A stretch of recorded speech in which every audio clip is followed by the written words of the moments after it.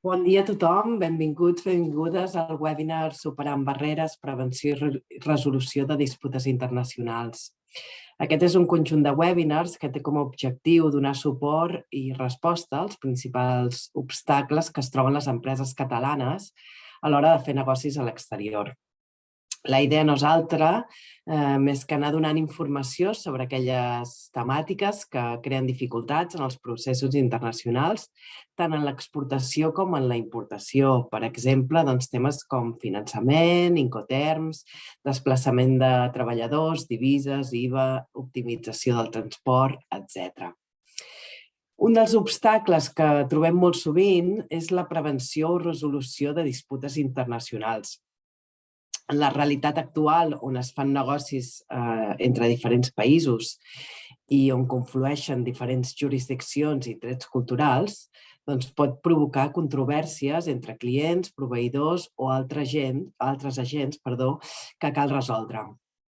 Avui, a la primera part del webinar, l'Elvira Jiménez, advocada i destacada experta en la matèria, ens explicarà la importància dels contractes i altres aspectes com la normativa aplicable o els drets i obligacions de cadascuna de les parts per tal de prevenir disputes internacionals. També ens explicarà els diferents mecanismes que tenim a l'abast per resoldre conflictes, ja sigui judicialment o extrajudicialment, amb especial incidència en l'arbitratge en el comerç internacional.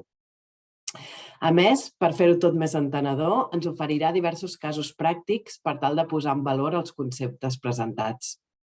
En la segona part del webinar, la Marta Navarro, consultora sènior de l'Oficina Tècnica de Barreres de la Internacionalització d'Acció, ens presentarà les diferents eines i serveis gratuïts que Acció posa a la vostra disposició per ajudar-vos a fer front a les barreres, a la internacionalització.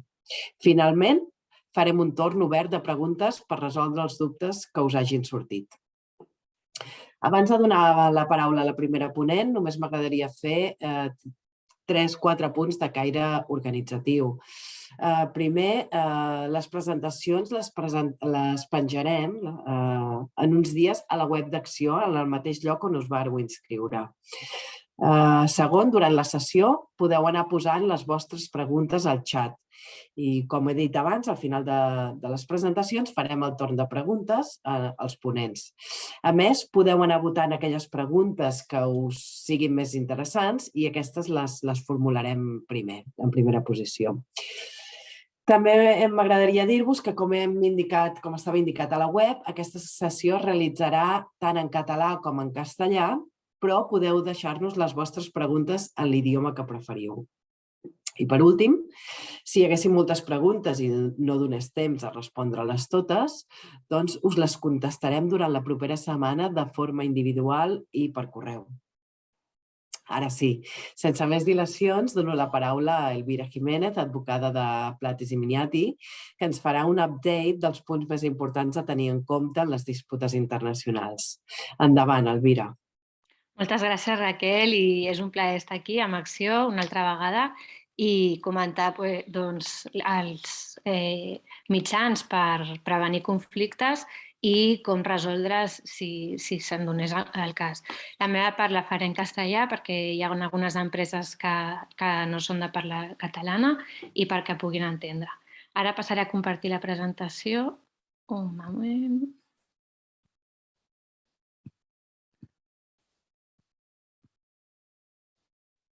Perfecto.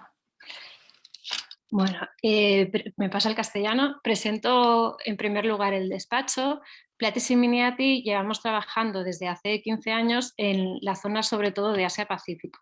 Trabajamos en las áreas de derecho mercantil, fiscal y procesal, todo bastante enfocado a la empresa. Y nuestros clientes son sobre todo pymes de sectores tan variados como energías renovables, juguetes, iluminación, seguridad, deportes, trading, ingeniería, bueno, bastante variado, diseño. El objetivo de la presentación, como bien decía Raquel, es doble, ¿no? Por una parte, prevenir los conflictos, y aquí destacaré la importancia de un buen contrato, que bueno, ya lo veremos más adelante, Y luego, cuando se da el caso que ocurre un conflicto en el comercio internacional, cómo resolverlo. Esto puede ser pues, por medios extrajudiciales, que sería negociación, etcétera, o luego de forma judicial. Existen también los medios alternativos de resolución de conflictos y me centraré sobre todo en el arbitraje comercial internacional por la importancia que tiene, ¿no? Y luego, bueno, como ha dicho, ¿no? Raquel, pues intentaré ilustrar todo con casos reales que nos hemos encontrado durante estos años. Obviamente, pues cuidando la confidencialidad de los clientes, pues será genérico, ¿no? No entrar en detalles para proteger la confidencialidad. Bueno, empezamos pues esto, ¿no? Con la prevención de los conflictos. En primer lugar, siempre aconsejamos hacer una due diligence. La due diligence es una investigación que puede ser pues, muy pequeña o muy extensa, depende ahí del volumen de la operación, y se trata bueno, pues de saber con quién estamos negociando. Lo más importante sería comprobar la existencia de la empresa. Es una cosa que parece obvia y que puede evitar muchos fraudes, ¿no? Pues verificar que existe simplemente, pues analizando en el registro mercantil del país donde está el proveedor, y luego hay informes pues, como de D&B que se pueden solicitar para verificar quién es la persona, ¿no? Que la persona jurídica que está al otro lado. Luego, otro punto también importante es comprobar que la persona con la que estamos negociando tiene capacidad para firmar un contrato. ¿Qué pasa? Que normalmente las empresas se negocia con un comercial muchas veces y no se llega a hablar con el administrador o con el CEO de la empresa. Bueno, pues si esta persona va a ser la que al final vemos que aparece en la firma del contrato, tenemos que pedirle pues, un poder o verificar que tiene capacidad legal para representar a la empresa. ¿Por qué? Porque a veces pueden pasar dos cosas. Puede pasar eh, que simplemente no tenga autorización de sus superiores, que pues se esté ofreciendo unas condiciones que en realidad no tendría que ofrecer, ¿no? O también puede pasar que si hay un conflicto se escude la empresa esta persona no tenía autorización, nunca le dimos autorización, el contrato no es válido. Para evitar esto, pues se recomienda verificar la capacidad legal del firmante. Otro punto también, sobre todo en operaciones de mayor envergadura, es solicitar informes de solvencia y de riesgo. Pues hay entidades especializadas en ello y los honorarios no son muy especialmente altos y conviene solicitar estos informes previos. En algunos casos sí que será necesario solicitar, por ejemplo, un informe pericial previo, pero bueno, esto ya son operaciones mayores. También muy importante comprobar las certificaciones técnicas cuando sea necesario. Por ejemplo, en energías renovables, pues verificar que tienen las autorizaciones cada fábrica, no en general la empresa, para producir unas placas solares o unas turbinas. Y luego asegurar los canales de comunicación seguros desde el primer momento. ¿Qué pasa? Que en ocasiones, bueno, todos sabemos porque aparecen las noticias, hay bastantes casos de ciberfraudes, ¿no? Cada vez bueno, es más fácil acceder a los hackers a nuestros ordenadores, nuestros móviles, y nos encontramos con bastantes casos de ciberestafas. Entonces es muy importante fijar desde el inicio con la otra parte cómo nos vamos a comunicar. Pues a lo mejor cuando haya decisiones importantes, además del email, es necesario luego hacer una llamada telefónica para confirmarlo. Y bueno, y una vez ya se ha hecho esta due diligence, ya hemos fijado los canales de comunicación seguros, pues ya se pueden empezar las negociaciones, ¿no? Bueno, a veces puede ser en paralelo, ¿no? Mientras hacemos las negociaciones vamos investigando a la empresa. Pero bueno. Y allí siempre me gusta insistir en que hay que tener en cuenta las diferencias culturales, porque bueno, siempre hay que tener en cuenta la otra empresa, también cuando son en relaciones comerciales a nivel nacional o hasta local, ¿no? Hay que tener en cuenta la característica de la otra empresa, las peculiaridades que tiene, el tarannà que decimos en Cataluña. Pues a nivel internacional todavía más. Y cuando nos movemos fuera, por ejemplo, de la Unión Europea y bueno, pues en el ámbito, por ejemplo, de Asia-Pacífico, que... A ver, ¿qué tengo aquí? ¿No? Perdón, que está esto. En el ámbito de Asia-Pacífico, que las diferencias culturales quizás son más elevadas, por ejemplo, una amiga japonesa me decía, ¿no?, que ella antes de hacer algo pensaba, ella estaba en Europa, antes de hacer algo pensaba, ¿cómo lo haría yo? Entonces pensaba lo contrario y entonces decía, eso es lo que haríais vosotros en Europa, ¿no? O sea, es completamente distinto. Bueno, pues nos estamos enfrentando a una cultura muy distinta, ¿no?, en Asia sobre todo. Entonces, tener en cuenta estas diferencias culturales.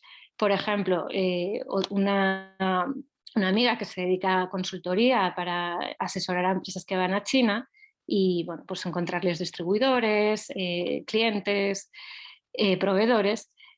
Ella me decía, ¿no?, que en las negociaciones, cuando cuando la parte china dice sí, este sí puede querer decir, sí, te he escuchado, puedes seguir hablando, sí, te he entendido, pero lo que seguramente no quiere decir es, sí, estoy de acuerdo con lo que acabas de decir. Eso no nos lo va a decir casi seguro en una reunión. ¿Por qué? Porque seguramente va a tener que consultar con sus superiores, lo va a querer reflexionar y no va a tomar una decisión en el momento. Entonces nosotros desde nuestra perspectiva occidental podemos tomar ese sí como, perfecto, ya está de acuerdo, tenemos un contrato verbal, un acuerdo, ya podemos empezar. Y no, todavía estamos en una fase de negociación.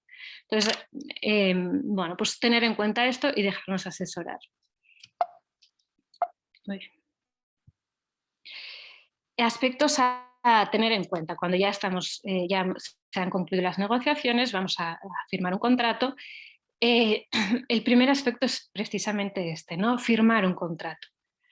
Que esto, desgraciadamente, nos llegan muchos casos bueno, pues que ya ha ocurrido un problema y les pedimos al cliente el contrato y no hay contrato, ¿no? Y hay una orden de compra, una factura pro forma y muchas veces esto no es suficiente para poder reclamar, ¿no? Una orden de compra no es suficiente. Entonces, firmar un contrato, ¿no?, por muy obvio que pueda parecer. Esto, pues, no me canso de insistir, aunque sea un contrato muy simple, firmarlo, ¿no? Y aunque haya mucha confianza con la otra parte, eso también aplica a relaciones a nivel, también aquí, ¿no?, a nivel local. Si las cosas están por escrito, se evitan muchos problemas, porque está por escrito. Entonces, la otra parte no puede haber entendido otra cosa, no puede escudarse, pero es que luego me comentaste esto por teléfono o en un email. No, está por escrito, ¿no? Entonces, así nos aseguramos pues, que fluirá la relación comercial de una forma más sencilla, ¿no? Y siempre aconsejo dejarnos asesorar también en este momento, en el primer momento, por abogados. Hubo una campaña del Colegio de Abogados de Barcelona hace ya varios años insistiendo en esto, ¿no?, en que es preferible contar con un abogado al inicio, cuando se está haciendo el contrato, no acudir ya cuando explota el conflicto. ¿Por qué? Porque es la forma más sensata al final de prevenir conflictos, es adelantarse a los problemas, ¿no? Pues esto, cuando los abogados redactamos un contrato, no cogemos un modelo y cambiamos los datos, ¿no? Lo que hacemos es, con nuestra experiencia, intentamos entender la operación y nos ponemos a pensar los posibles fallos que puede haber, las posibles disputas, lo que puede pasar, los riesgos. Y ahí intentamos poner solución, ¿no? Entonces, pues esto, dejarse asesorar. Bueno, otro punto a tener en cuenta para incluir en los contratos a nivel internacional son los Incoterms. Los Incoterms pues, se acordaron ya en 1936, hace ya muchos años, precisamente para esto, para evitar confusiones. Entonces, son internacionales y bueno, todas las partes pues saben de qué va, ¿no? Entonces, pues de esta forma se limita el riesgo de cada parte, dónde se entregan las mercancías, quién asume los gastos de transporte, quién asume los gastos de almacén, el seguro, los trámites de aduana. queda todo más claro, ¿no? Otro punto que también es conveniente contemplarlo al firmar el contrato y que ayuda a limitar el riesgo son las cartas de crédito, las LCs. Esto, sobre todo cuando son exportaciones o importaciones, resulta muy recomendable porque se limita bastante el riesgo, ¿no? O sea, el banco no va a pagar hasta que se entreguen todos los documentos del shipping, ¿no? Entonces, bueno, pues así se reparte el riesgo. El vendedor sabe que va a recibir el dinero cuando se entreguen las mercancías y a la inversa, ¿no? El comprador sabe que que solo se pagará cuando se le entreguen las mercancías. Otro instrumento a tener en cuenta es los seguros de cobro, ¿no? Uy, perdón, que se me ha ido. Los seguros de cobro, ¿no? Pues eso también por un porcentaje de pues en un 0,8, por ejemplo, depende del país, depende de la operación y del riesgo, pero vamos, más o menos, no son importes muy altos y se puede asegurar también la operación y limitar de esta forma también el riesgo. Otro punto que a veces no consideramos y que es importante es incluir en el contrato la cuenta bancaria. ¿Por qué? Por lo que comentaba de prevenir fraudes. Esto la verdad que es que nos hemos encontrado bastantes casos, ¿no? Entonces, simplemente poner la cuenta bancaria y que si se va a modificar, asegurarnos, ¿no? Porque allí, por ejemplo, un caso que recuerdo reciente, el nombre de la empresa era el mismo, el nombre de la dirección de la empresa era la misma. Lo que pasaba que el IBAN no era, en este caso, de la empresa china con la que estaban operando, sino de otra empresa en Europa. ¿Qué pasa? Pues en este caso fue un hackeo, le hackearon al proveedor el email, cambiaron la factura, el PDF lo modificaron y sustituyeron un IBAN por el otro. ¿Y qué pasa? Pues que nadie se dio cuenta y se hizo el pago en esta cuenta del hacker. Vale. Pues si detectamos que hay un cambio, que no es la misma cuenta que tenemos grabada, que es de otro país, llamar por teléfono, asegurarnos con la persona con la que tratamos habitualmente que este cambio está autorizado y que se debe a alguna razón.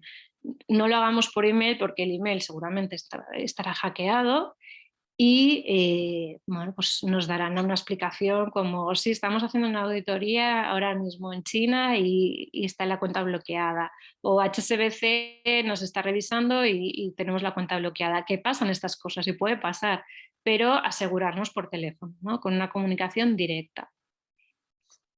Otro punto es el idioma. Bueno, pues fijar la lengua que va a primar en el contrato en caso de controversia. Esto en China nos encontramos muchas veces que, por ejemplo, porque la empresa china no tiene activos fuera del territorio, conviene someter el contrato a ley china, jurisdicción china. Entonces se aconseja que el contrato sea en chino, doble columna si se quiere con el inglés para entenderlo, pero en chino. ¿Por qué? Simplemente porque si se acaba llegando a un procedimiento judicial, la parte china casi seguro, si el contrato está en inglés, casi seguro que va a impugnar las traducciones que hagamos al chino, porque en el proceso judicial la documentación se tiene que aportar en chino, que es el idioma oficial. Entonces, si vamos a someter las disputas a tribunales chinos, se aconseja que esté en chino. Luego también, por ejemplo, ahora en otro sentido, ¿no? Pero si, por ejemplo, estamos tratando con una empresa de Chile, pues a lo mejor lo podemos hacer en castellano, ¿no? Pues porque al final también son ganas de someterlo todo al inglés y quizá ninguna de las dos partes está cómoda en inglés, o sea que tampoco tiene que ser todo en inglés siempre, ¿no? O, bueno, allí ir viendo, ¿no? Y luego el último punto que ponía en la presentación es el marco procesal. Pues allí lo que decía antes, ¿no? Considerar que vamos a poner de ley aplicable y qué jurisdicción. Ley aplicable quiere decir la ley que va a regir el contrato. esto puede ser pues, la ley china, por ejemplo, si queremos que se someta a tribunales chinos. Luego también hay, la ONU tiene una legislación internacional que se aplica sobre todo en arbitraje, que es un CITRAL, y que bueno, pues sería como internacional. Bueno, pensar, ¿no?, qué ley se adecua mejor a mi contrato, ¿no? Y la jurisdicción, a qué tribunales lo quiero someter o si quiero ir ya a las soluciones alternativas de resolución de conflictos, que sería el arbitraje, la mediación y la conciliación. He puesto aquí Expert Determination. Esto tiene sentido sobre todo en cosas muy técnicas, ¿no? Pues, por ejemplo, si todo el contrato depende del funcionamiento de una turbina para una planta de energía eólica, pues a lo mejor se puede fijar que si hay una disputa sobre el funcionamiento de esa turbina, sea un ingeniero el que verifique si existe el problema o no. Pero esto es para temas muy técnicos. Para una exportación no sirve, ¿no? Para algo de trading no serviría. Bueno, pasamos a dos casos reales que, bueno, que ejemplifican la importancia de tener un buen contrato. El primero es, todos están relacionados con el tema de las mascarillas que vivimos pues, con bastante intensidad hace 2 años. Y bueno, un caso fue una empresa que sí que tenía contrato y bueno, pues, con un fabricante chino. Recordemos que hace 2 años pues esto, ¿no? Hubo una escasez brutal de mascarillas. China era prácticamente la que estaba produciendo mascarillas y todos los países estaban a la caza de mascarillas en China. Entonces eran unas condiciones que no eran las habituales, porque si tú no querías esas mascarillas, venía una empresa de Italia, Francia, Alemania, Estados Unidos, Chile, cualquier sitio y las compraría esa empresa. Entonces eran unas condiciones pues, de depósitos mucho más altos. Bueno, tenía China en ese momento una posición de fuerza muy alta, ¿no? Los precios también eran más elevados, bueno, era todo distinto a lo habitual, ¿no? Entonces esta empresa sí que lo hizo bien, firmó un contrato con la empresa china en la que se decía claramente que las mascarillas tenían que tener el sello de la Unión Europea porque se iban a utilizar en Europa. ¿Qué pasó? Que al llegar al aeropuerto esas mascarillas no tenían el sello de la Unión Europea. Entonces, bueno, se negoció con la fábrica china. El fabricante pues, tenía una relación comercial con esta empresa de hacía tiempo y bueno, tenía pues esto, el contrato sometido a ley china. En chino valoró sus posibilidades y decidió mandar un nuevo cargamento de mascarillas con el sello de la Unión Europea. Entonces, bueno, pues para resaltar la importancia, ¿no?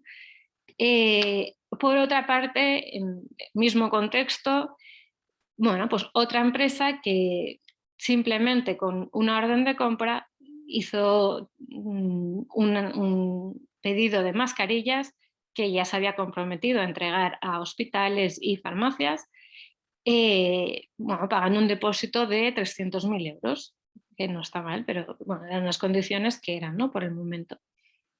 ¿Qué pasó?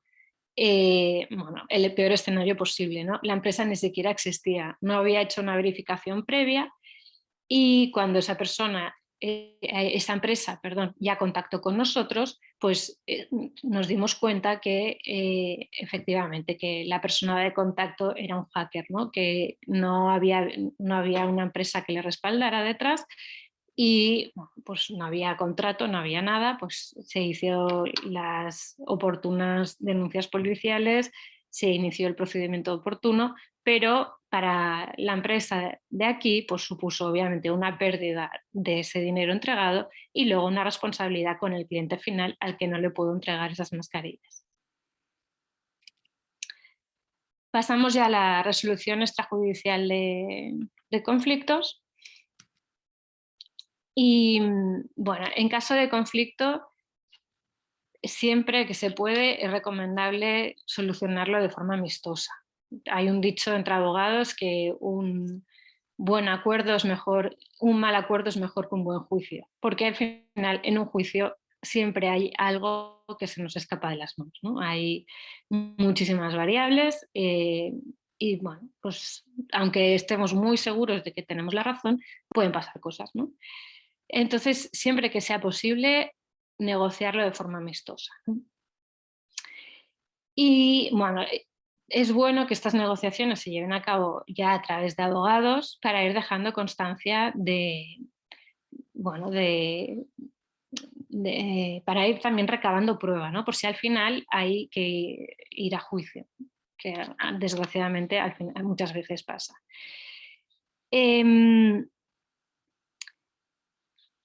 Bueno, y antes de iniciar las negociaciones, esto es interesante, ¿no?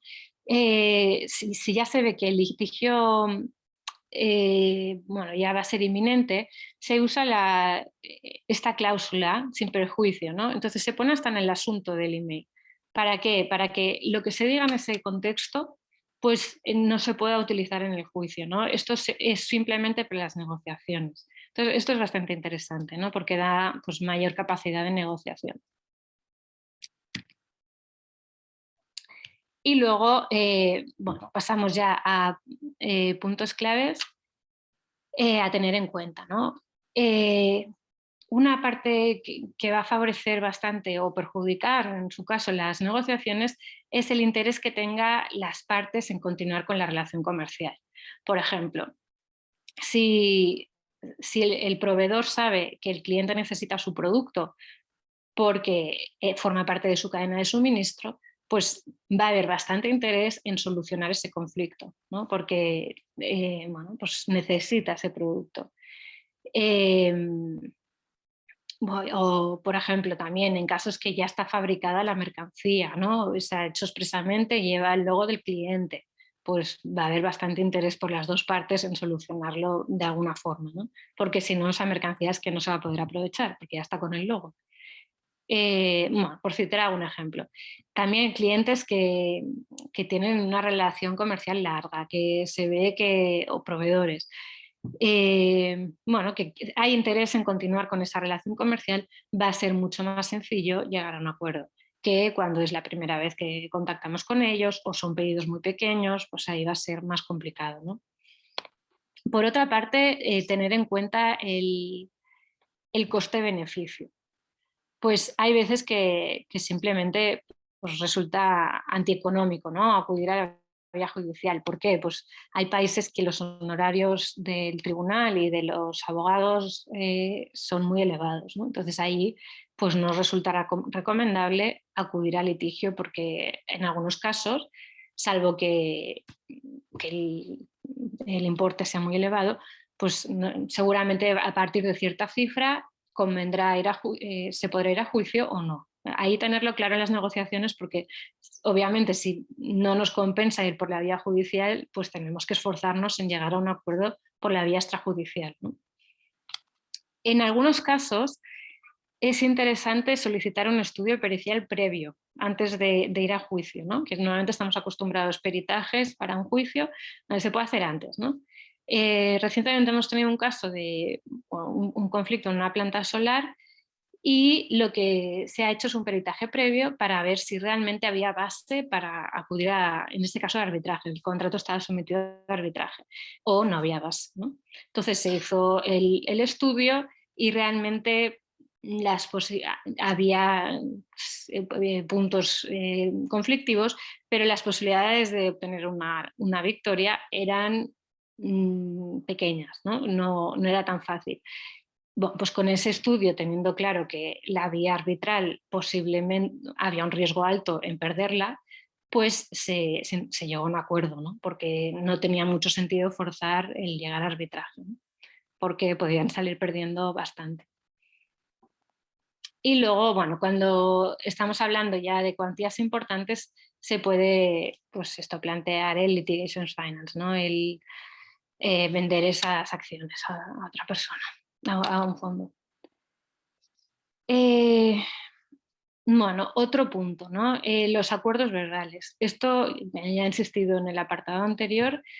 Los acuerdos verbales no se puede, o sea, son válidos, un acuerdo verbal tiene fuerza, pero ¿qué pasa? Que tenemos un problema de falta de prueba. Esto pasa, aunque podamos pensar, no, nadie hace negocios internacionales con un acuerdo verbal. Sí que se hace, sí que nos hemos encontrado que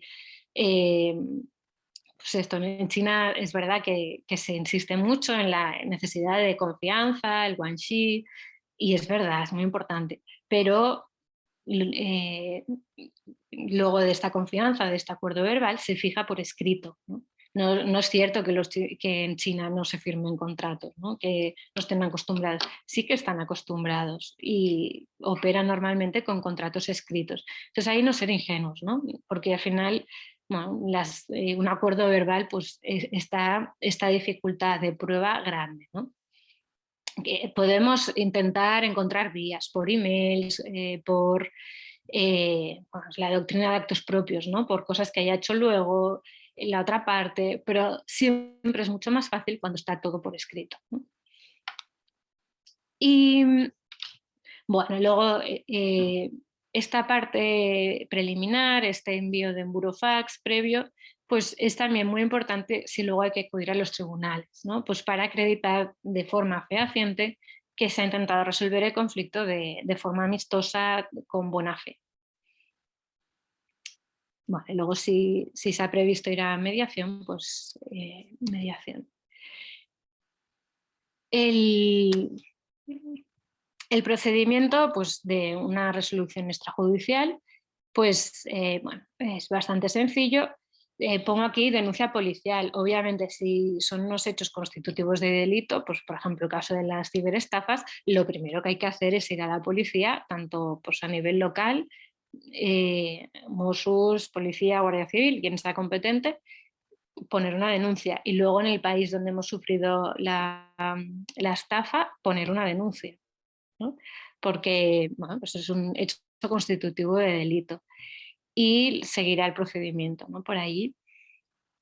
Bueno, aquí pongo como primera parte del procedimiento extrajudicial las comunicaciones previas. Estas comunicaciones previas es antes de que se detecte ya que hay un conflicto, por decirlo de alguna forma, ¿no? Antes ya del burofax oficial, ¿no? Entonces, aquí puede ser interesante, pues, por ejemplo, para fijar temas que, bueno, que están como un poco, que no quedan del todo claros en el contrato, o para fijar pruebas, ¿no? Pues, por ejemplo, ponemos por email, le escribimos al proveedor, por ejemplo, hemos recibido la mercancía con 4 meses de retraso, por favor solicitamos que se aplique un 5% de descuento.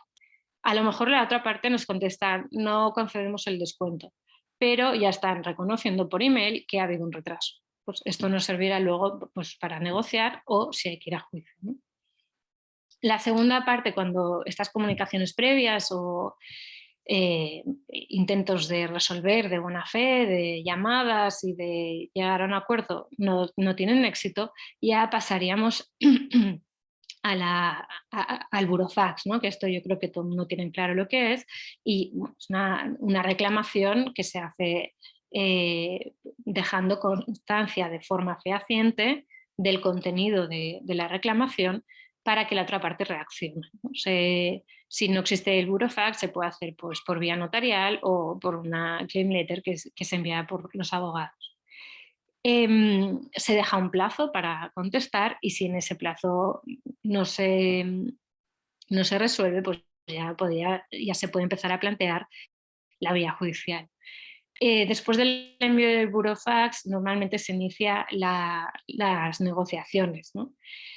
Con la otra parte. La otra parte contestará normalmente o no hará nada, pero en la mayoría de casos sí que se puede intentar llegar a un acuerdo aquí, ¿no? Esto sobre todo en los países en los que es costoso litigar para las dos partes. Entonces la otra parte también tendrá en cuenta el coste que tiene para su empresa. Entonces va a intentar también, si puede, llegar a un acuerdo allí. Y bueno, si puede suceder dos cosas, ¿no? Fruto de estas negociaciones, que se llega a un acuerdo, otra vez ahí muy importante, dejarlo por escrito y que quede bien claro, o sea, que haya un plazo, ¿no? Por ejemplo, que haya unas cláusulas pues eh, que si no se cumple en tal fecha, por ejemplo, se deja sin vigor los acuerdos que se han acordado, pues la quita, lo que sea, ¿no? Pero lo que no tiene sentido es esto, ¿no? Dejarlo al árbitro de la otra parte. Y hemos de tener en cuenta que esta parte ya ha incumplido otra vez, ¿no? O sea, hay bastantes posibilidades de que no cumpla este segundo acuerdo. Pues esto, prevenir una condición resolutoria suspensiva en este cumplimiento. Otra cosa que puede suceder es que no se llega a un acuerdo, ¿no? Entonces ahí ya tenemos que valorar si ir a la vía judicial o no. Bueno, este caso de resolución extrajudicial tiene además la connotación de ciberseguridad, ¿no? Fue un tema de ciberseguridad. Entonces, que se consiguió resolver por medio de negociaciones. Entonces, en este caso, el email del proveedor fue hackeado porque no tenía medidas de ciberseguridad, como sucede en muchísimas pymes, la verdad. Y ¿qué hizo el hacker? Una práctica que por desgracia es bastante habitual, pues modificó la factura pro forma del pago del depósito, modificó la cuenta bancaria y puso, además, puso otra cuenta bancaria del hacker, ¿no? En este caso. Y el cliente no se dio cuenta y hizo el pago en la cuenta del hacker sin verificar el cambio de cuenta. Pues no llamó por teléfono, por WeChat o por lo que fuera y no se comunicó con la otra persona, ¿no? Entonces, bueno, allí se pudo negociar porque, como decíamos antes, había interés de las partes, ¿no? Entonces, el proveedor había hecho un producto específico para esta empresa y al final se llegó a un acuerdo que la empresa catalana, en este caso una empresa catalana, pagaría una parte muy pequeña de ese 30%, un 5%, y la otra parte, el fabricante chino, asumiría el otro 25% y ya está. Entonces, se mandaron las mercancías y bueno, pues cada parte prefirió asumir perder una parte del importe, pero evitar llegar a juicio, porque al final también ambas partes eran conscientes que habían sido hackeadas por un tercero y que iba a ser difícil encontrarlo, ¿no? Entonces, bueno, pues en esto también tengo que decir que hay casos en que no se llega a un acuerdo, ¿no? El mismo escenario, también quizá un interés por las dos partes, pero no se llega a un acuerdo. Entonces, bueno, pues ahí puede ocurrir que se demande a la otra parte por haber sido, entenderse que es la otra parte la que ha hecho la estafa, ¿no? El hackeo. Y bueno, ahí hay que ir ya pues, a aportar informes periciales conforme ha habido pues, un hackeo, ¿no?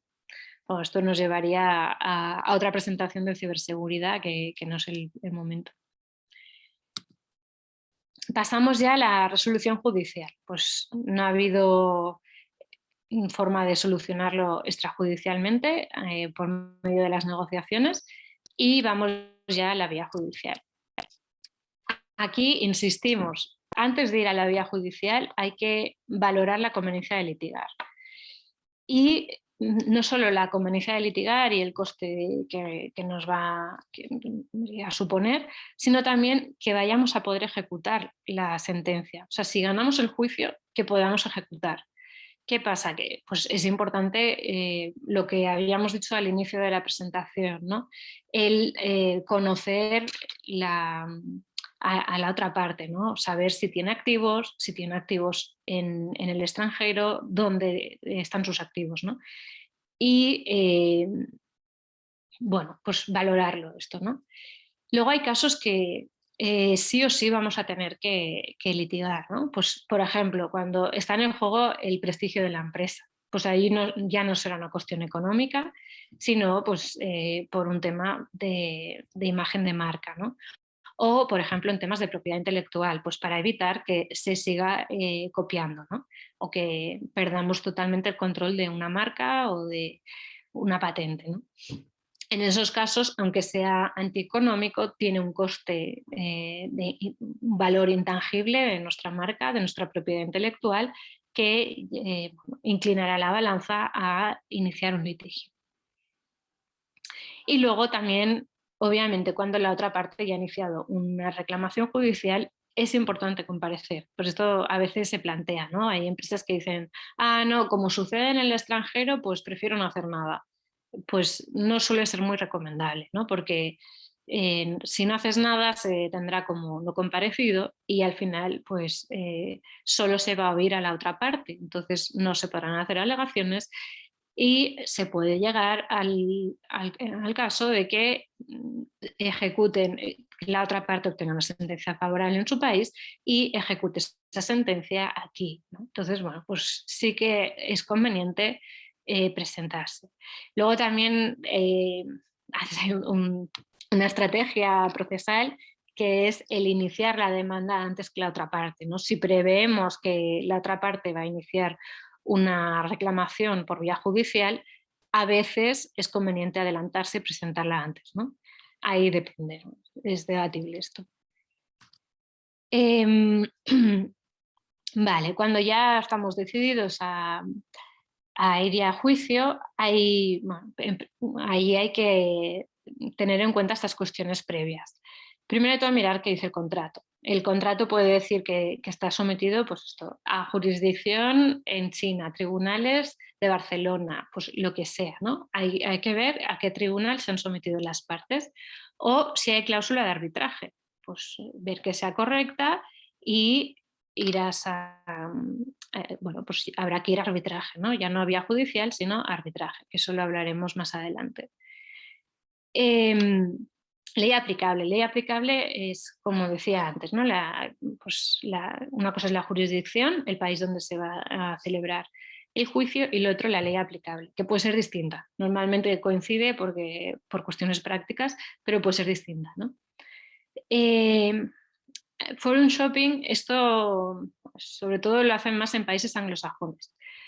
Esto cuando hay dudas qué jurisdicción es la competente, o sea, porque no hay contrato o porque la ley permite dos opciones, ¿no? Por el tipo de caso.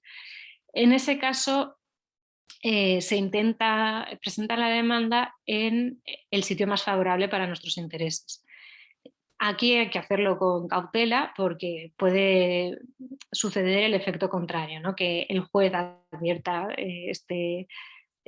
esta selección de la jurisdicción para que sea más favorable a los intereses y pueda considerar que es un fraude de ley, forzar la ley y al final no sea tan favorable a nuestros intereses, ¿no?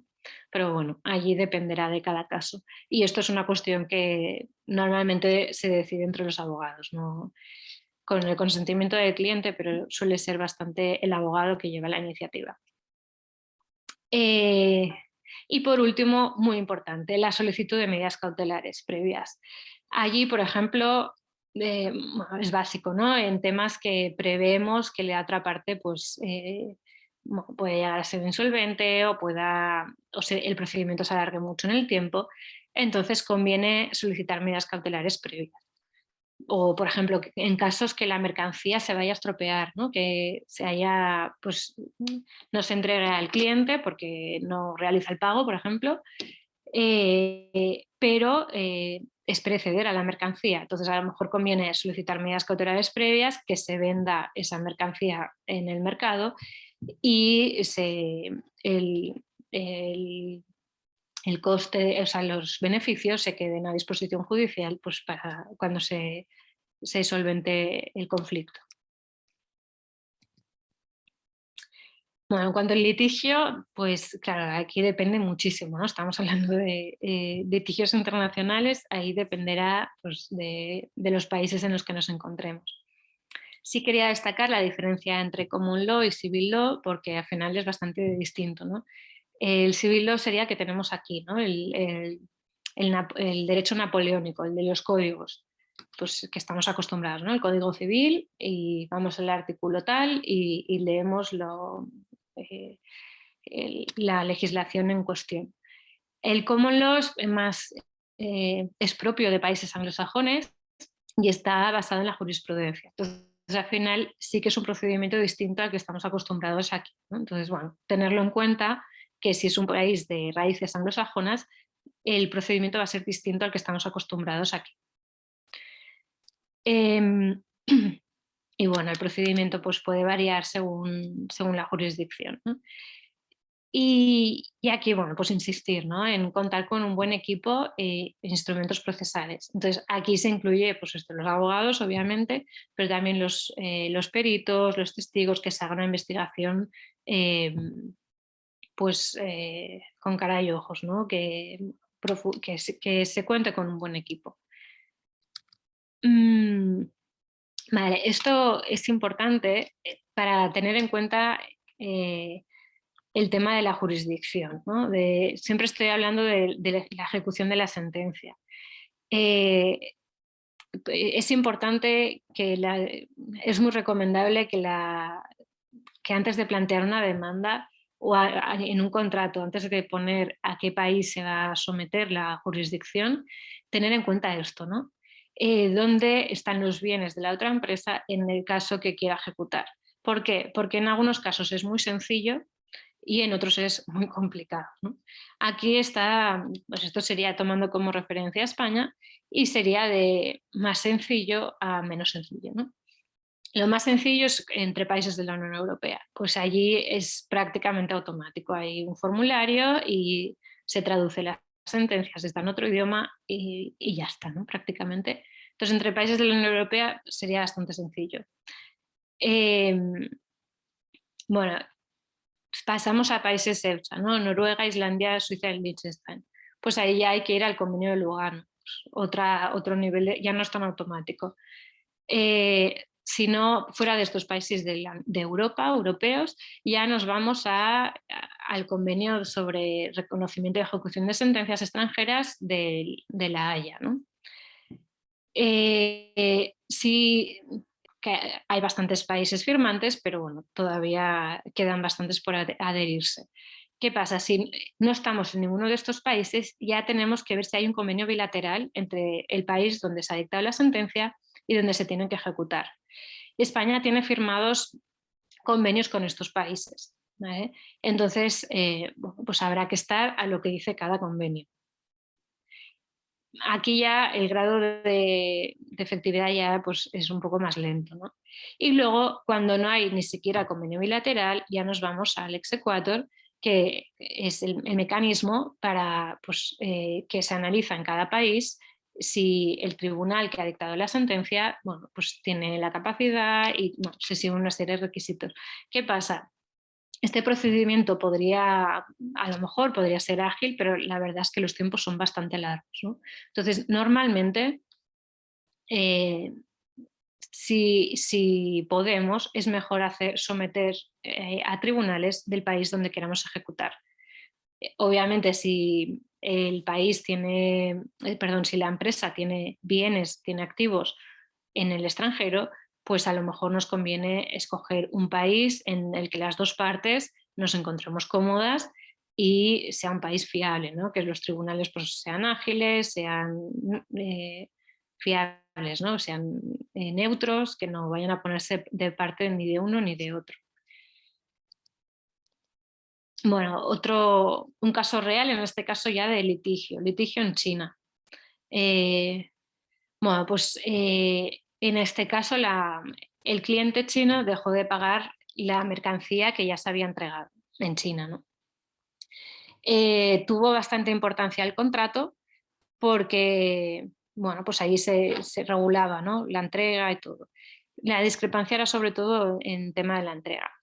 Se interpuso la demanda en China, y previamente se solicitaron medidas cautelares. Se embargó la cuenta bancaria de la empresa. ¿Por qué? Porque se preveía que se iba a alargar, como efectivamente sucedió. Bueno, en el juicio se aportaron pues, prueba documental, se aportó los recibos de la mercancía por la otra empresa, se aportó email, se aportó bastante información. ¿Y qué pasó? Como era predecible, la parte china pues, agotó todas las vías, todos los recursos, ¿no? Y entonces, gracias a que se había practicado estas medidas cautelares, cuando se finalizó y se obtuvo la sentencia definitiva, se pudieron ejecutar el importe en las cuentas bancarias que se habían embargado. Pasamos ya al arbitraje comercial internacional. El arbitraje, la verdad, que cada vez está teniendo mayor importancia. Y en algunos casos resulta recomendable, en otros no tanto, ¿no? Quizá el motivo básico por el que se quiere, muchas empresas prefieren el arbitraje es por la confidencialidad, porque no es público. Entonces, como a veces son temas que la empresa no quiere publicidad de que está envuelta en un litigio, pues porque puede desprestigiar a su marca, por ejemplo, pues se prefiere la confidencialidad que otorga un tribunal arbitral. Por otra parte, la confianza en el tribunal. Esto sucede pues, sobre todo cuando se negocia con países que quizá los tribunales no nos ofrecen tantas garantías a ninguna de las dos partes, pues se prefiere un tribunal arbitral en un sitio de nuestra confianza. Puede ser, pues, hay muchos, ¿no? Me vienen a la cabeza temas de, por ejemplo, proyectos en África, que hay tribunales pues, que no, en algunos países, pues por la situación política que tienen, a lo mejor, pues no son de suficiente confianza para ninguna de las dos partes, ¿no? Entonces, pues se acuerda el sometimiento a arbitraje para evitar problemas luego, ¿no? Celeridad. Esto se suele citar bastante como una de las ventajas del arbitraje, pero dependerá. Hay arbitrajes que se alargan bastante en el tiempo porque son complejos y hay países en que la justicia va bastante rápido. Entonces ahí depende, ¿no? Si la alternativa es un país donde la justicia es llamativamente lenta, pues sí, compensará, ¿no? La motivación del árbitro. Esto sí que representa una ventaja porque el árbitro al final sí que tiene un interés en hacerlo bien, ¿no? Los jueces obviamente también, por su prestigio personal y por su profesión, ¿no? Por el compromiso que tienen con su país de ser justos y de practicar la equidad. ¿Qué pasa? Que el árbitro tiene también un motivo muy personal de hacerlo bien, que es que como lo haga mal, no le vuelva a llamar en ninguna parte, ¿no? Entonces tiene bastante interés en hacerlo bien. Otra ventaja es la firmeza del laudo, ¿no? Pues en el caso que explicaba antes de la empresa que litigó en China, si hubiera sido un arbitraje, la otra parte no hubiera podido ¿no? interponer apelaciones hasta llegar a la instancia superior, ¿no? Simplemente hubiera sido un laudo firme y se hubiera ejecutado. Inconvenientes. Quizá el inconveniente más relevante es que no hay jurisprudencia, ¿no? Vinculante. O sea, hay otros laudos, pero no vinculan al árbitro. Entonces, en un caso similar al nuestro, podemos obtener un laudo distinto, ¿no? Unas conclusiones distintas. El tema del coste puede ser más elevado luego veremos una herramienta que tienen todos los tribunales para calcular el coste del tribunal, ¿no? A nivel de abogados y peritos, pues será el mismo coste tanto vía judicial como extrajudicial normalmente. Dependerá sobre todo de la cuantía del procedimiento. Pero bueno, conviene tener en cuenta el coste del procedimiento arbitral y simplemente con hacer una simulación. Esto se puede hacer antes de la firma del contrato, se hace una simulación y dices, vale, pues tendría este coste más o menos, ¿no? Luego, otro inconveniente que puede surgir es que sea necesario el auxilio judicial, ¿no? Pues, por ejemplo, para las medidas cautelares que se decían al inicio, o para práctica de pruebas, o esto es más habitual para ejecutar el laudo de forma forzosa, ¿no? Cuando no se hace de forma voluntaria. Y luego, bueno, un inconveniente es la dificultad para apelar, ¿no? Pues no hay apelación, pero sí que se puede solicitar la anulación del laudo. Esto, bueno, ocurre, ¿no? En ocasiones, entonces, bueno, pues existe esta posibilidad. Vale, este es el simulador de costes. He cogido el del Tribunal Arbitral de Barcelona y simplemente os enseño para que veáis lo fácil que es. A ver.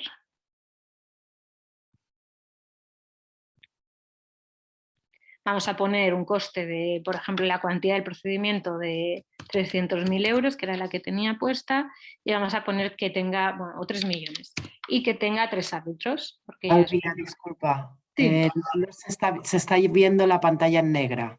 Ah, vale, vale, pues vale, bueno, aquí tengo, Ahora.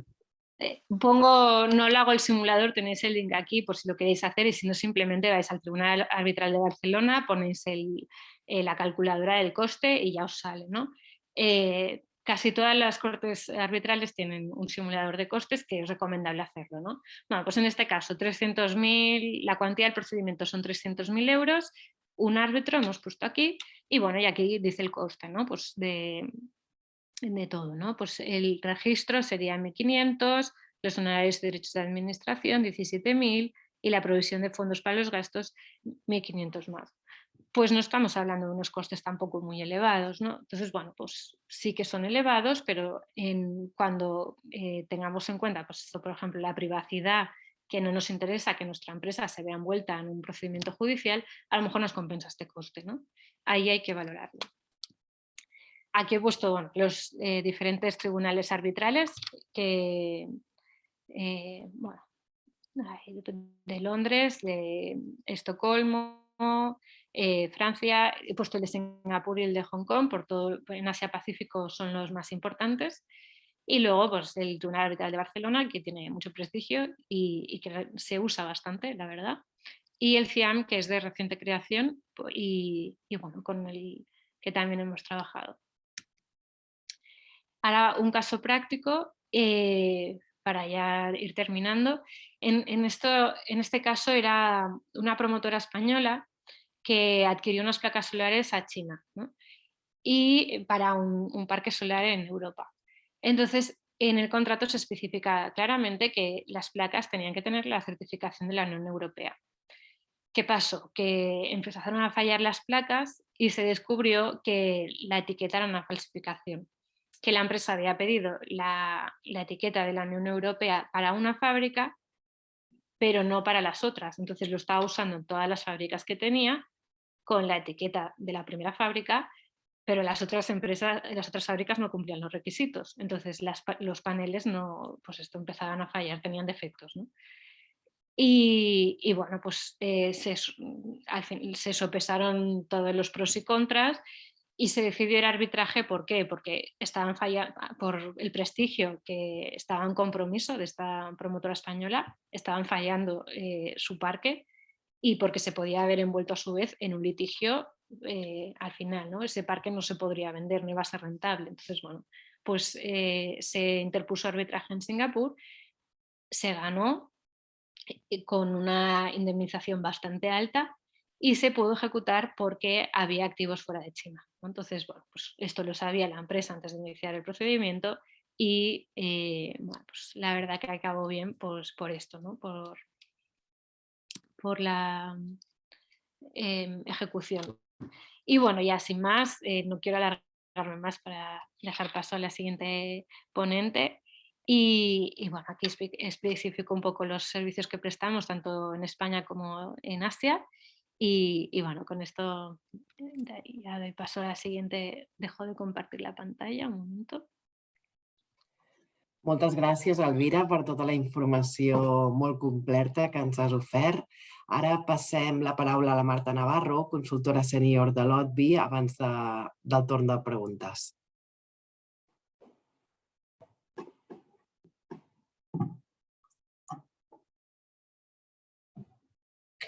Sí, perdó, us estava comentant, donar gràcies a l'Elvira per la seva ponència i donarem pas a la Marta Navarro, consultora sènior de l'Oficina Tècnica de Barreres a la Internacionalització, abans del torn de preguntes. Endavant, Marta.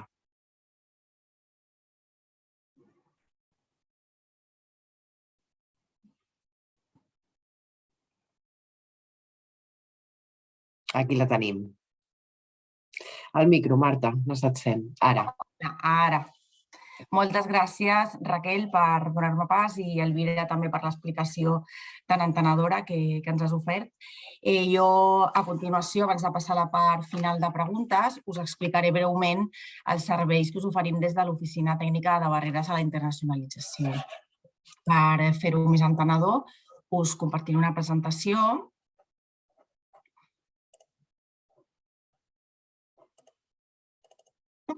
La veieu correctament?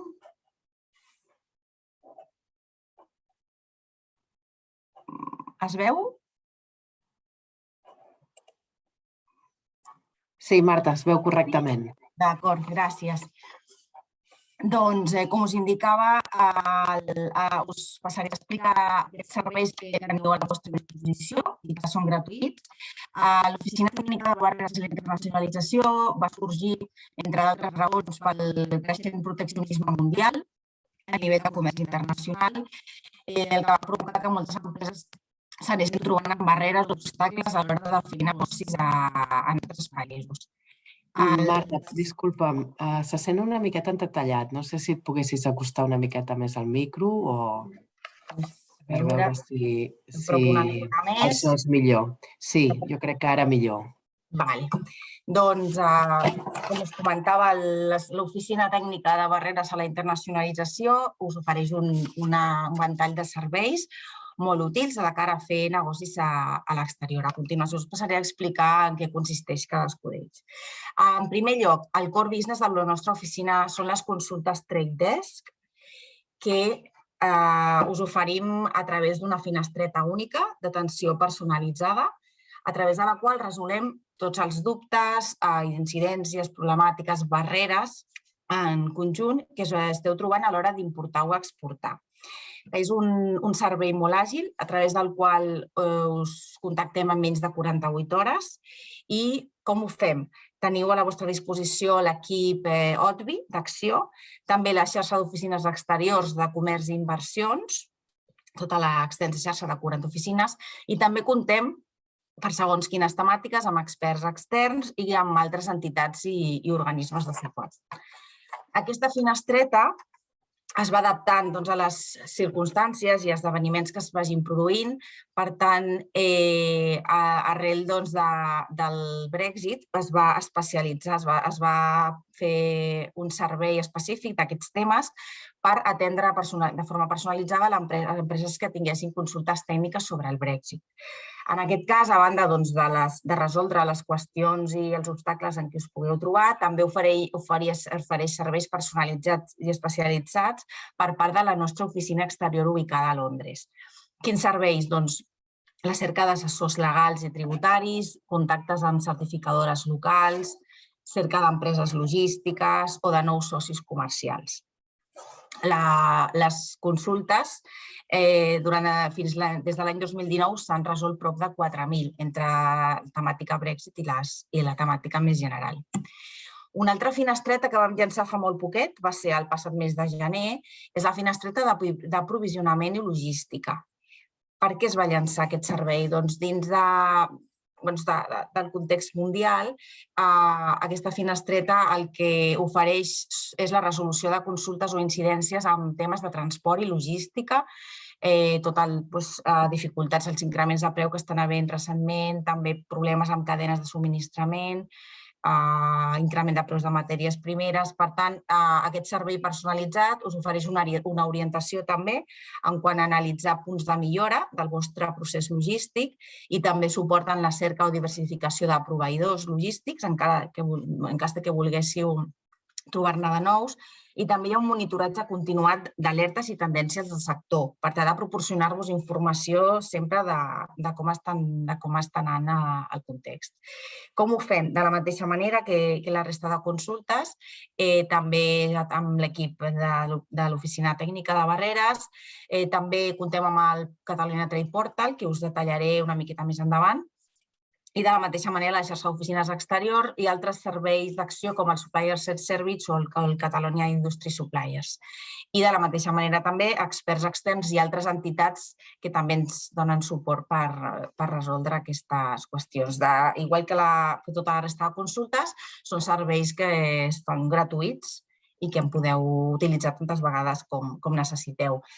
Toquem, com comentava, tot el ventall de problemàtiques o obstacles que es poguéssiu trobar a l'hora de les vostres relacions amb altres països, i aquí hem inclòs, perquè es pugui entendre millor, quins exemples de consultes habituals podem resoldre. Per exemple, si necessiteu un certificat per exportar, teniu un problema duaner o normativa d'etiquetatge d'un determinat país, si l'Incoterm que heu servir és el més òptim, clàusules de temes d'assegurança, com s'ha de fer un enviament de mostres que us sol·liciti un potencial client.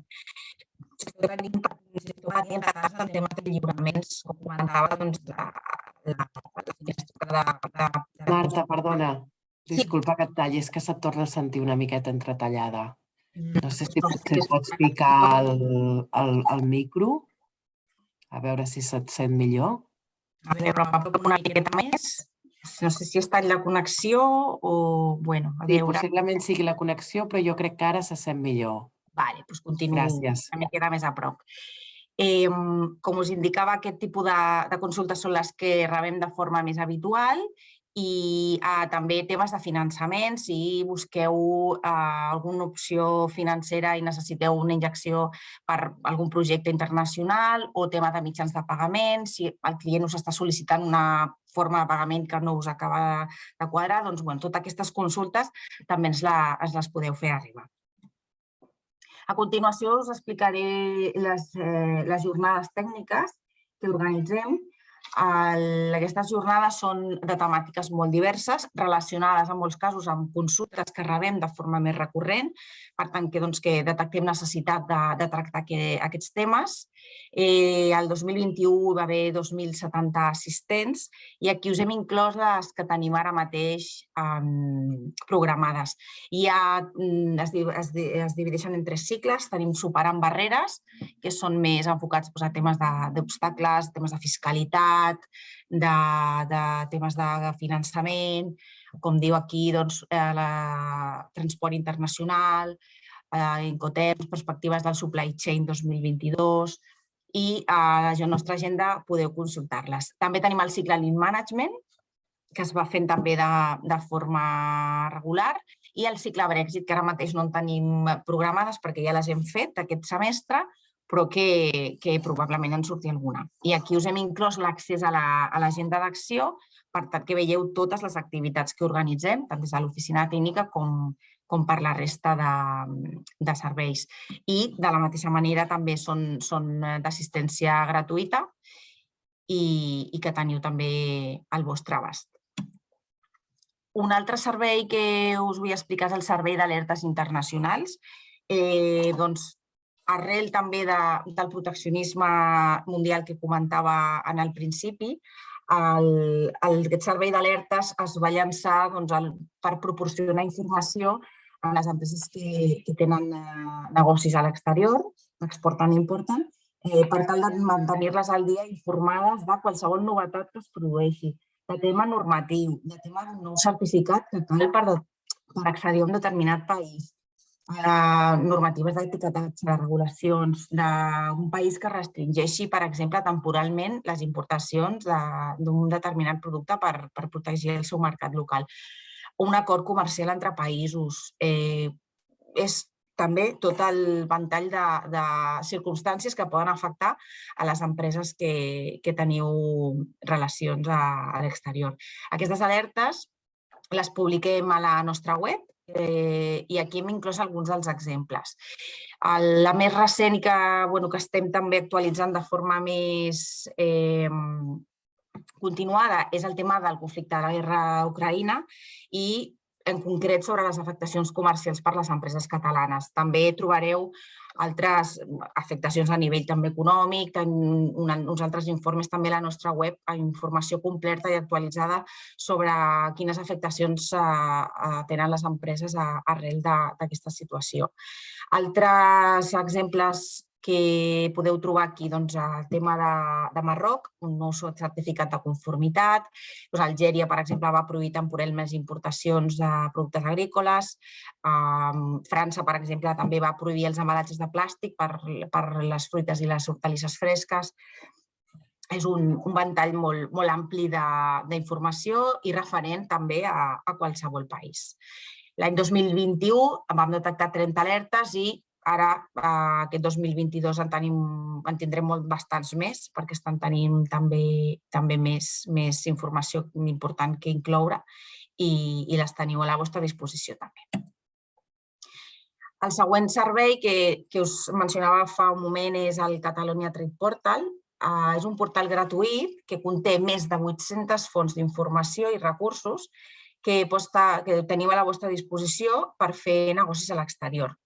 És molt útil tant per a empreses que esteu començant, que esteu fent l'etapa més de prospecció de mercat, de buscar els països en els quals poden encaixar el vostre producte, com també empreses que ja estan en etapes més avançades o ja tenen un mercat triat o que ja hi estan fent comercialització, però voldrien saber el tema de directoris empresarials, d'etiquetatge, normatives, documentació per enviar, codis de classificació aranzelària o hi ha informació més específica d'aquests mercats. Comprèn ambdues vessants. A banda d'aquesta informació també teniu unes guies de comerç internacional amb informació pràctica molt interessant. El Catalonia Trade Portal també té una part de serveis i eines premium per les quals cal un registre en el qual teniu un accés a respostes personalitzades que us fem servir en un termini d'una setmana en anglès. Si teniu algun dubte específic sobre algun país o alguna informació que no trobeu o voleu que es miri la vostra situació, el vostre cas de forma més personalitzada. Aquí aquestes presentacions, com comentava la Raquel, les tindreu a disposició a l'apartat de l'agenda d'acció on us vau inscriure en la sessió i hem inclòs tots els contactes per dubtes i suggeriments o les consultes que ens vulgueu fer de trade desk, és a dir, de qualsevol problemàtica o inconvenient que us trobeu, tema de Brexit, tema d'aprovisionament i logística o de qualsevol obstacle que us trobeu. També hem inclòs el correu de consultes del Trade Desk, el cercador d'alertes i també el Catalonia Trade Portal que us convido a que investigueu perquè és una eina molt intuïtiva, molt senzilla d'utilitzar i que conté informació molt pràctica i de molt interès. Moltíssimes gràcies. Ara tot seguit passarem a la part de preguntes. Deixo de compartir. Ara, molt bé. I com comentava la Raquel, les preguntes les heu anat fent a l'apartat corresponent. Anirem responent en funció de les votacions, de les preguntes que els assistents heu considerat de més interès i a continuació les passo a llegir, Elvira. Vale. Vale, pues voy contestando por el orden que aparecen. Bueno, te las puedo ir leyendo si te parece o si te es más cómodo también a la vez tenerlas escritas por si hay algún tema así un poco más complejo. La primera pregunta nos la hace Esteban Andueza. Es la primera que nos pregunta: ¿cómo se puede verificar la capacidad legal del firmante en una empresa? Por ejemplo, de una provincia china en la que no hay consulado español ni existen contactos de confianza.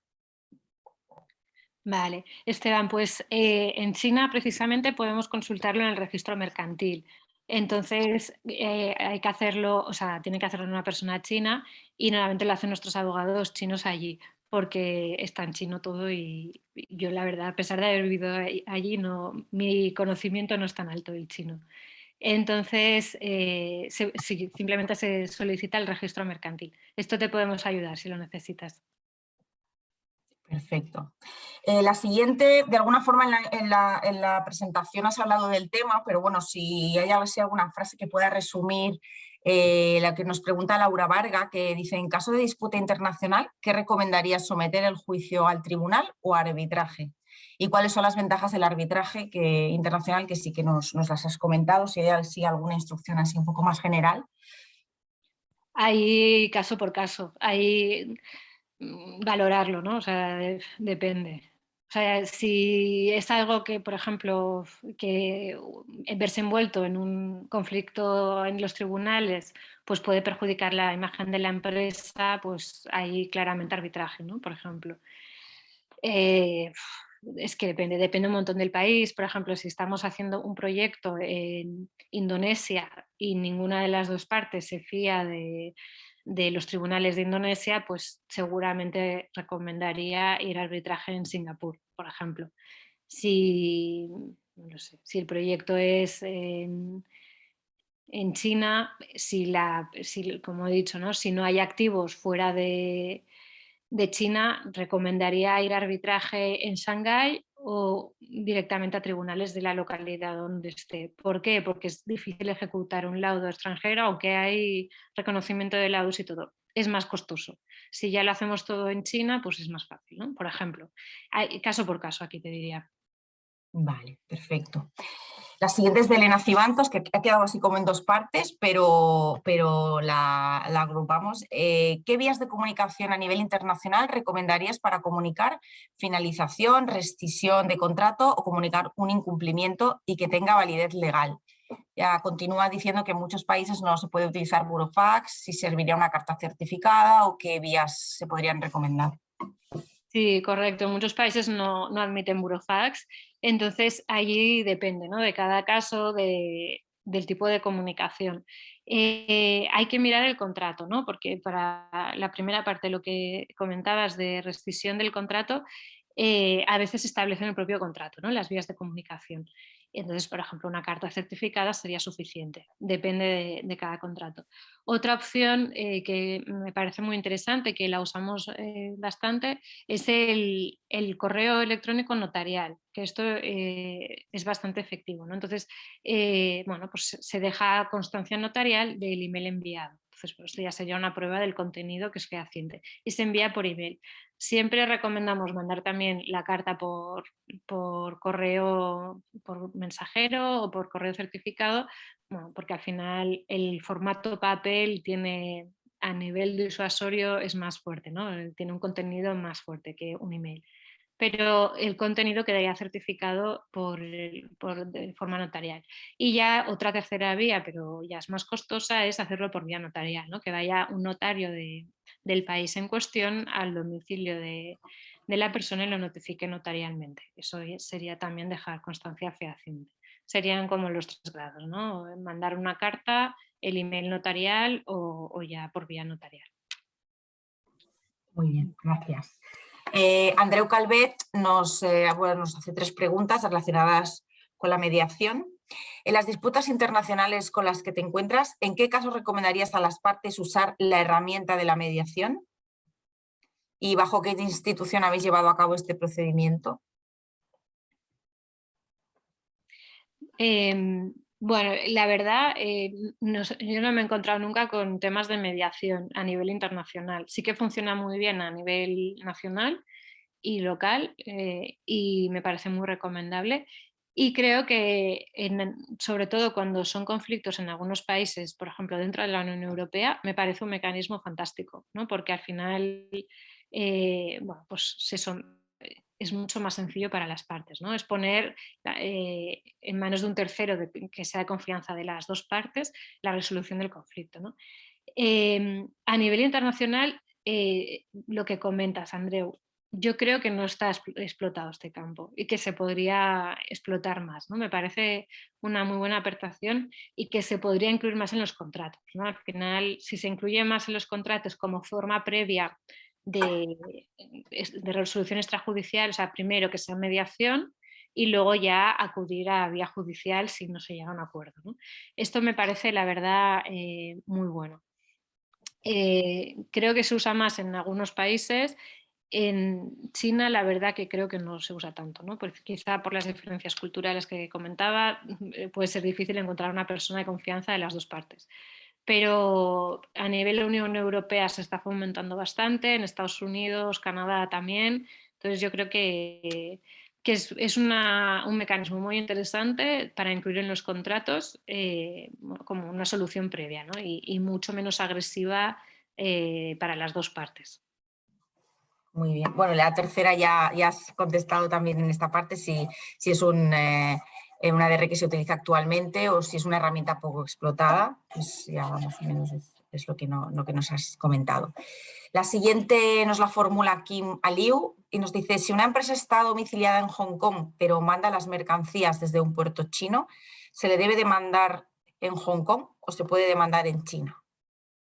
Pues ahí hay que mirar qué dice el contrato, porque esto la verdad que pasa con bastante frecuencia, porque muchas empresas, tanto chinas como extranjeras, tienen una sociedad en Hong Kong pues por motivos, bueno, que Hong Kong al final conserva las leyes británicas y es una economía muy libre, resulta muy fácil de operar, los impuestos son más bajos que en China, bueno, todo es mucho más flexible, hay menos control, ¿no? Entonces, muchas empresas también chinas tienen una sociedad en Hong Kong desde la que facturan normalmente y hacen contratos.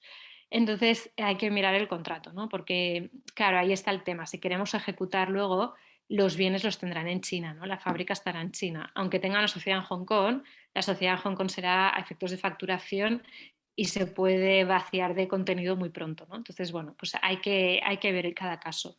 En algunos casos sí que va a ser necesario demandar en Hong Kong y ahí sí que habría que pedir medidas cautelares antes para asegurar la ejecución.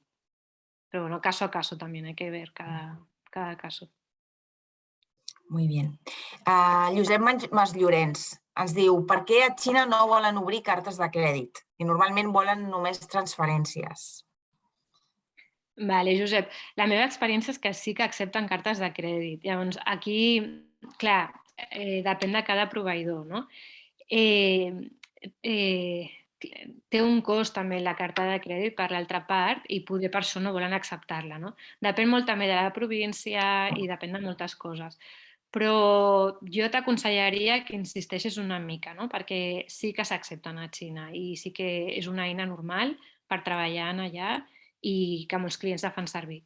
Llavors, jo t'aconsellaria que insisteixis una mica amb l'altra part i que bueno, poder això, és un tema de cost i que pel tipus de mercaderia que esteu treballant no li compensi el seu marge, no? O que si vols una carta de crèdit poder et pujar una mica, no sé, allà depèn. Però jo crec que serà un tema econòmic. O que estigui una província en un lloc molt perdut i el banc on que estigui no estigui habituat a treballar amb cartes de crèdit, que podria ser, però en general sí que és habitual treballar amb cartes de crèdit. Molt bé. El Josep també ens diu si en un contracte comercial d'exportació hi ha més de dues persones involucrades i que han de firmar i una d'elles no firma al final, es considera que el contracte no s'ha perfeccionat i per tant no és vàlid si falta alguna firma? Hi ha dues persones involucrades, o sigui, entenc que una part no firma el contracte. Clar, llavors allà estaríem en un entremig, no? El contracte, clar, no s'ha perfeccionat, com dius, no? El que hauríem d'anar és per la doctrina d'actos propis, no? No sé com es diu en català ara. Veure si realment fa referència a aquesta persona al contracte tota l'estona, doncs sí que d'alguna manera s'entendria que el dona per vàlid. No? Però, bueno, òbviament és millor que signi el contracte, no? Perquè tenim un tema de prova que ja no hem de demostrar. No? Però si no, hi haurien altres vies per demostrar que que sí que es va arribar a un acord per escrit i simplement que no ho va firmar, potser per mala fe, que llavors es podria acreditar. Vale. I la darrera, la darrera del Josep. Si hi ha una operació hackejada perquè no es pot recuperar diners, si hi ha una operació... Si hi ha una operació hackejada, per què no es pot recuperar diners si al final els diners s'envien a un compte bancari? S'entén que el compte té un titular o administrador i es pot rastrejar. Vale. Sí que es pot recuperar els diners, podem explicar malament. L'únic cas per cas, perquè hi ha vegades que és molt complicat. Si la persona que ha estat hackejada reacciona immediatament, el que es fa és bloquejar el compte corrent, demanar mesures cautelars, de bloquejar aquell compte i llavors ja no pot transferir els diners. El problema és que moltes vegades es tarda en reaccionar. Si es tarda en reaccionar el hacker, ja ha enviat els diners a un tercer país o a un quart país. Llavors, clar, si ja els diners han fet tantes... és molt difícil perseguir-ho, no? Es pot fer, però llavors has de fer un procediment judicial primer per veure on està. Serien 3 procediments judicials. Llavors, és antieconòmic moltes vegades, no? Depèn de l'import, però moltes vegades s'ha de veure, no? Poder és més econòmic demanar directament a l'asseguradora que doni els diners, no? Cas per cas, aquí ja et diria.